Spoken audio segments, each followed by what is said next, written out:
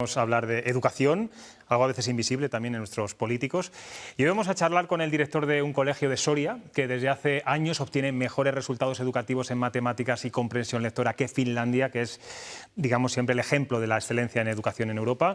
Un centro sin repetidores, que es ejemplo de cómo educar, así lo demuestra cada año el informe PISA. Y por eso varios países quieren copiar durante esta semana que se hace en este colegio concertado para estar en el top 10 de la educación. Vamos a hablar con el director de Nuestra Señora del Pilar, más conocido como los Escolapios. Eres profesor de matemáticas, además de un gran investigador en el campo de la docencia. Muy buenas noches. Buenas noches. Óscar Abellón. Bueno, antes de hablar de este exitoso modelo pedagógico de su centro, quiero que nos cuente qué va a pasar a partir de mañana en ese primer congreso, primer encuentro que se llama Llévate el éxito. Bueno, pues para empezar, que en Soria, una población pequeña, que creo que puede presumir de tener unos muy buenos resultados educativos, lo que vamos a hacer es reunir a un número importante de profesionales de la educación que van a ayudar a pensar o repensar la educación del futuro. Cómo conseguir que los aprendizajes sean más eficaces, cómo conseguir que realmente la educación sea un motor de cambio, de progreso, cómo conocer las mejores experiencias, buenas prácticas que funcionan, tratando de disfrutar del mayor evento educativo a nivel nacional que vamos a tener. ¿Cuántos países van a estar ahí pendientes? Pues aproximadamente 8 o 10 países. Tenemos fundamentalmente presencia de Latinoamérica, tenemos representación de Guatemala, de México, de Chile, de Costa Rica, de Colombia, de Ecuador, de Perú, también de España, evidentemente, y también de Portugal, es otro de los países con los que contamos con representación. Señor Abellón, hace unas semanas presentaba la ministra Celaá el nuevo currículum educativo en el que decía que quiere acabar con los niños enciclopedia, menos memorizar y más trabajar en equipo. Bueno, es algo que llevan ustedes haciendo, entiendo que mucho tiempo, ¿no? No ha descubierto nada nuevo. El trabajar en equipo no significa eliminar la memoria. Creo que la memoria es imprescindible, de hecho es la base también de la creatividad, es necesaria. De hecho no nos podríamos comunicar si no tuviésemos memoria y no adquiriésemos el vocabulario correspondiente. Ahora bien, lo importante no es tanto lo que sabes, sino lo que sabes hacer con lo que sabes. Pensar más en la inteligencia ejecutiva. Tratar de pensar cómo el alumnado desarrolla más competencias, entre las cuales se pueden encontrar lo que consideramos competencias del siglo XXI, no solo el trabajo en equipo, pensar en el emprendimiento, la autonomía, el autoaprendizaje, el pensamiento crítico, la creatividad.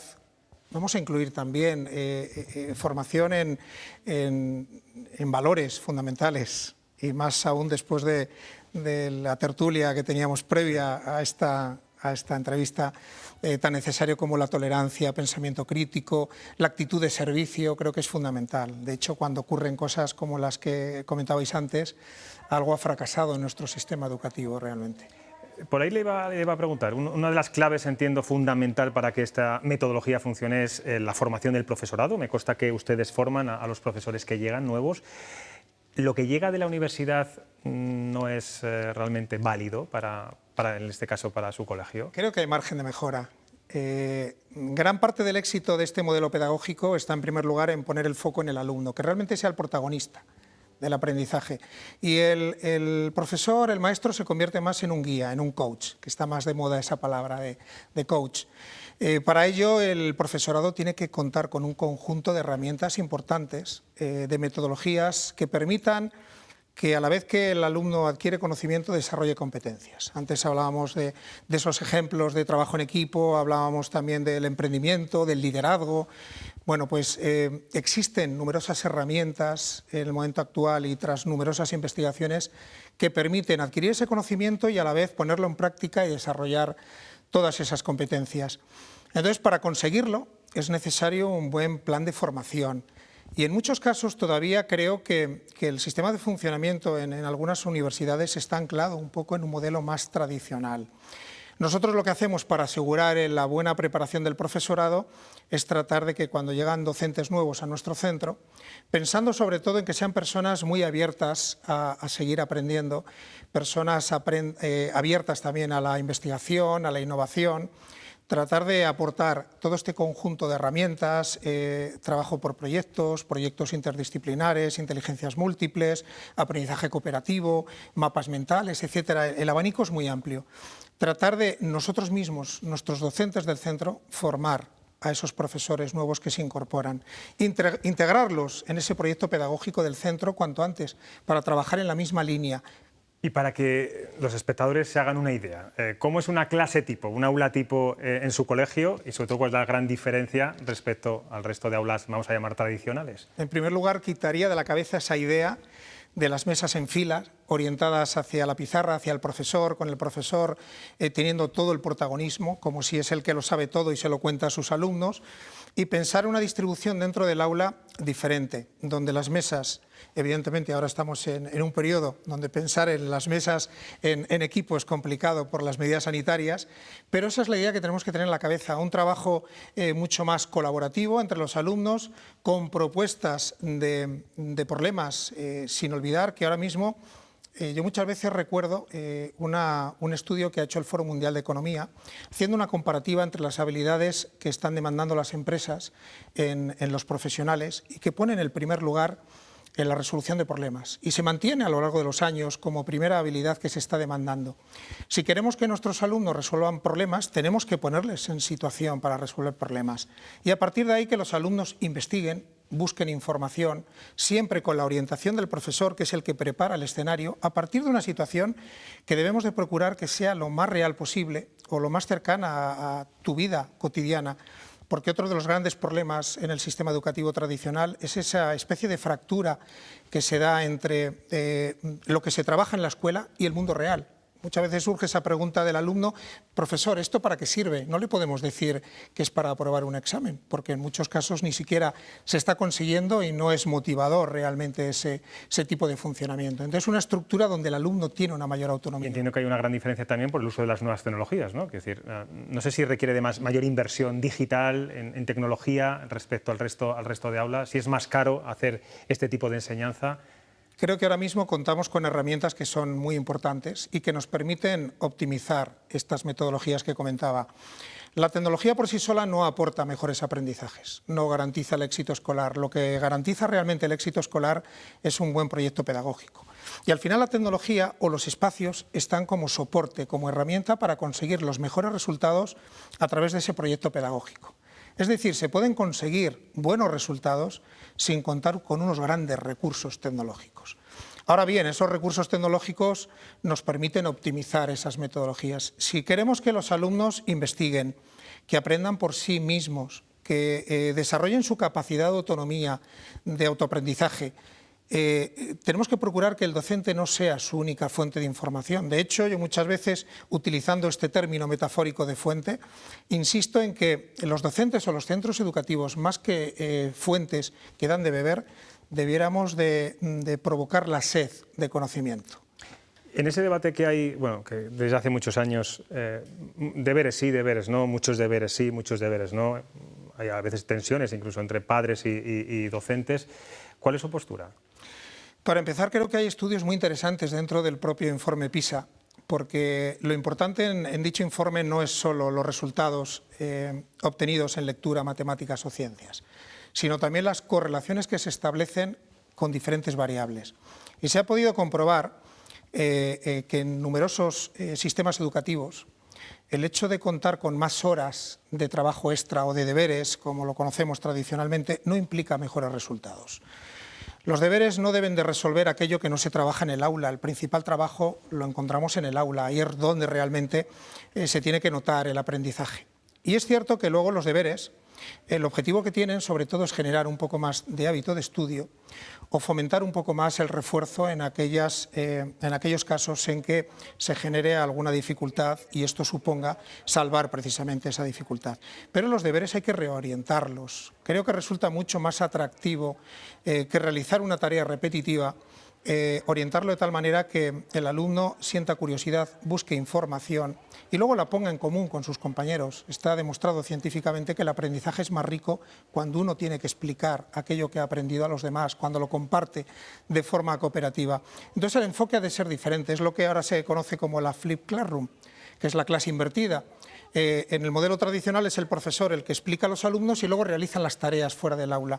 Bueno, pues quizá la solución está en un formato precisamente al revés.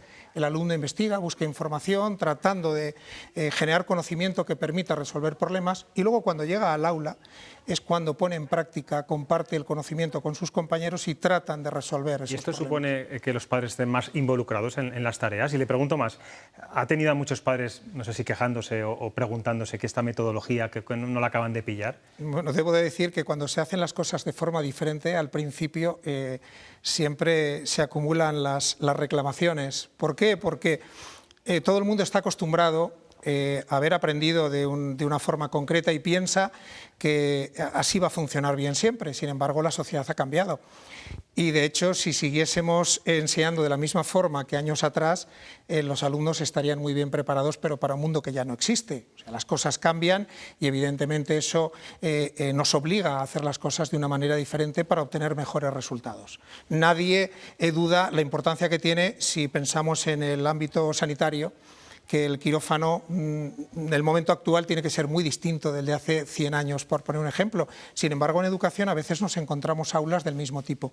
Creo que lo que ha de cambiar es el enfoque. Las familias tienen que tener una implicación también, pero la forma de colaborar también cambia y quizá por eso hay que insistir en escuelas de padres. Creo que también desde los centros educativos tenemos que tratar de orientar a las familias para un formato de trabajo diferente. Hay quien todavía tiene la idea de que estudiar es memorizar contenidos en un libro en papel. Sin embargo, hoy en día cualquiera de nosotros dentro del ámbito profesional no funcionamos así y realmente en educación tiene que ocurrir lo mismo. Al final es cambiar el formato de trabajo y las familias, el nivel de implicación va por otra vía, que desde luego desde los centros tenemos que orientar. Sí, con la memoria desde luego hemos estudiado muchos, sí. la gente de mi generación. Así es. Tengo aquí a 3 tertulianos, uno de ellos es docente, vamos a empezar con él, con el rector de la Universidad Isabel I. Alberto. Bueno, en primer lugar, Óscar, felicitarte porque comparto el 100% de lo que has dicho y además te hago una confesión personal, ¿no? Yo cuando a los 24 años tuve que dar mi primera clase en la universidad, nadie me había explicado nada de lo que tenía que explicar ni cómo lo tenía que hacer. Y la verdad que he tratado de innovar siempre en el aula y fuera del aula y es muy difícil en un contexto predominantemente en el que se reproducen los métodos clásicos. Pero como has explicado todo muy bien, yo solamente me quedaría en una pregunta que me gustaría hacerte, ¿no? Que es la evaluación, ¿no? Y la evaluación es lo primero que preguntan a los niños es ¿has aprobado?, ¿no? Entonces parece que es el fin de la educación. Entonces, ¿cómo hacéis los sistemas de evaluación para introducir el que lo importante es aprobar, porque hay que ser práctico, pero además de aprobar hay que estudiar para saber hacer, que decías, ¿no? Entonces, ¿cómo introducís todos esos cambios en los sistemas de evaluación, que me parece que es otro de los grandes retos, ¿no? Es una pregunta buenísima, porque realmente si cambiamos la metodología pero no cambiamos la evaluación, los alumnos seguirían aprendiendo igual. Es decir, si planteamos un examen memorístico, lo que vamos a promover es que los alumnos memoricen y, por desgracia, al día siguiente seguramente olviden todo aquello que han aprendido para un examen muy concreto que está mucho más anclado en el pasado, según lo que comentaba anteriormente. Tenemos que evaluar no solo conocimiento, sino aplicación de ese conocimiento y tenemos que evaluar también el desarrollo de competencias. Antes hablaba de algunas de ellas, desde luego el abanico es muy amplio y existen herramientas muy interesantes donde podemos salir de la evaluación sumativa tal y como la conocemos tradicionalmente y entrar más en una evaluación formativa. Podemos trabajar con portfolios, donde el alumno no solo recoge su aprendizaje, sino cómo ha aprendido. Tenemos que hacer conscientes a nuestros alumnos de cómo aprenden, porque eso les va a permitir aplicar ese aprendizaje y esa técnica de aprendizaje en otros contextos. Las rúbricas son una herramienta también objetiva para evaluar y a la vez muy interesante para evaluar no solo conocimientos, sino también competencias. Y entrar también en dinámicas diferentes de evaluación, donde no solo evalúa el docente, sino que el alumno se puede evaluar a sí mismo o se pueden evaluar entre los propios compañeros. Entrar más en una autoevaluación, heteroevaluación y coevaluación. Y esto es importantísimo porque aunque cambiásemos el modelo de trabajo, si no cambiamos la evaluación, seguiríamos obteniendo los mismos resultados y estaríamos provocando el mismo tipo de aprendizajes. Y tratar sobre todo, en nuestro centro aplicamos también esto, no permitimos que más de un 60% de la evaluación corresponda corresponda a pruebas más tradicionales. De tal manera que damos un peso importante a los trabajos de investigación, al aprendizaje basado en proyectos, tratando de globalizar también los contenidos, porque la vida real es así. No entramos, cuando nos encontramos con un problema en nuestra vida cotidiana, no pensamos si es de matemáticas, es científico, es de lengua, es de química, es de física. Al final está todo globalizado. ¿Por qué no trabajar también de forma globalizada en la escuela? Bueno, pues al final todos esos modelos de trabajo nos permiten recopilar mucha información, nos permiten obtener muchos datos, y aquí también entra en juego el Big Data, la inteligencia artificial, que creo que ha llegado a la educación para aportarnos un grandísimo valor. No es el futuro, es el presente, y creo que nos va a permitir también no solo tener mejores evaluaciones, sino lo más importante, aprender de ellas y tratar de mejorar el aprendizaje de los alumnos en función de los datos que vamos obteniendo. Arantxa. Yo tengo dos preguntas más traídas a la actualidad. La primera, cuando se habla de los resultados de los informes, en el caso de Castilla y León es verdad que los datos son los mejores, la comprensión lectora, las matemáticas, y quedan atrás otras cuestiones que creo que son importantes. Y en Castilla y León, efectivamente, los datos que tienen que ver con la equidad, es decir, con el número de centros que aglutinan grupos de población, de niños en una situación familiar socioeconómica baja, son mucho más pequeños que en otros países. Me gustaría que planteara un poco cómo hay que trabajar en esta línea, y luego dentro de este modelo del que usted hablaba, que tienen implantado en su centro, ¿qué cabida no puede tener? ¿Cómo se concibe desde esta perspectiva medidas o propuestas como el tema del PIN parental? Voy a pedir un pelín de brevedad. Muy bien. Bueno, para empezar, creo que la pregunta también es muy acertada. De hecho, en el informe PISA se ha podido comprobar que aquellos sistemas educativos en los que hay una mayor equidad se obtienen mejores resultados. Con lo cual hay un dato muy importante, y es que para que un sistema educativo tenga un mejor rendimiento, su alumnado, es importante esa equidad. No dar a todos lo mismo, sino dar a cada uno lo que necesita. Y por supuesto que cuanta más heterogeneidad haya en los grupos, incluso cuando estamos hablando de ese trabajo cooperativo, mejor va a ser el aprendizaje de los alumnos también. De hecho, está demostrado científicamente la importancia que tiene la organización de los grupos, que esos grupos sean heterogéneos. Por lo tanto, tratar de garantizar esa equidad, dar libertad en la elección del centro al que se quiere ir, tener la oportunidad de elegir, de tener esa libertad, favorece desde luego la equidad. Y por último, cuando hablamos del PIN parental, yo creo que lo importante es seguir cumpliendo con nuestro artículo 27 de la Constitución, que es el que permite que las familias elijan el tipo de educación que quieren para sus hijos. De ahí que, al final, garantizar esa libertad de elección sea la mejor estrategia para que cada uno dé a sus hijos la educación que quiere. Por último, Alejandro. Sí, hola, buenas noches, Óscar. Yo tenía dos cuestiones. La primera es que yo pienso que esos chavales que están estudiando hoy van a salir a un mercado laboral cada día más globalizado. Y en ese mercado laboral globalizado, yo creo que España tiene un gap, y es los idiomas. Eso, tengo esa percepción de que cuando vamos fuera pues andamos muy cortos. Entonces, ¿cómo ve usted que se están implementando las políticas de bilingüismo? ¿Se están implementando bien o nos seguimos quedando corto, o es algo de cara a la galería? Y yo, otra cuestión tenía que ver con las ratios, porque tengo entendido que ahora con la pandemia han mejorado un poco las ratios, pero no se sabe, una noticia periodística, si una vez que esto pase las ratios van a volver a ser más altas, y eso sí podría ir en detrimento de la educación. Uno de los puntos débiles de nuestro sistema educativo sigue siendo el bilingüismo. Podemos hacer comparativas muy claras con otros países donde realmente esa segunda lengua se adquiere de una forma mucho más efectiva. De hecho, el gran problema que tenemos tradicionalmente está precisamente en la conversación.